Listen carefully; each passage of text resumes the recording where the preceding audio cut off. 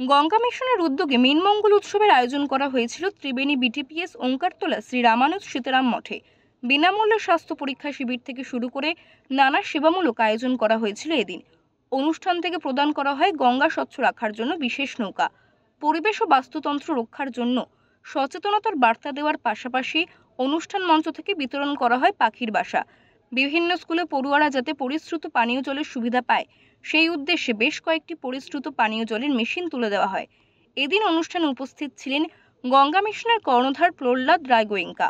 আমরা মিনমঙ্গল উৎসব করলাম, তার মধ্যে মাছগুলো আজকে তো আসতে পারলো না, লেকিন দেওয়া যাবে এই সপ্তাহের মধ্যেই।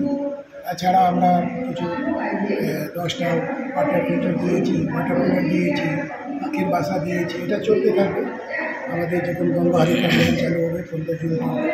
আজকে আমার সবথেকে বড় অ্যাচিভমেন্ট আছে গঙ্গাকে সার্ভিস ক্লিয়ারের জন্য আমরা একটু মোটরাইজ বোট দিয়েছি।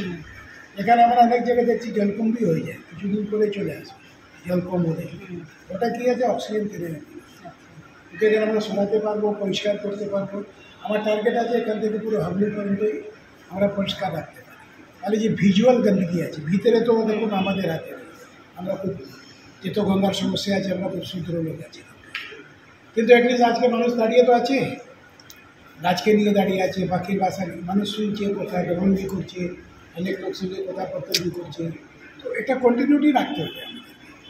এদিন গঙ্গা মিশনের অনুষ্ঠানে উপস্থিত ছিলেন রাজ্য এসসি এসটি ওবিসি সেলের চেয়ারম্যান অসীম মাঝি, বাঁশবেড়িয়া পৌরসভার পৌরপ্রধান আদিত্য নিয়োগী, উপপৌরপ্রধান শিল্পী চ্যাটার্জি, আশ্রমের মহারাজ সহ এলাকার বিশিষ্টজনেরা। ব্যুরো রিপোর্ট, ওঙ্কার বাংলা।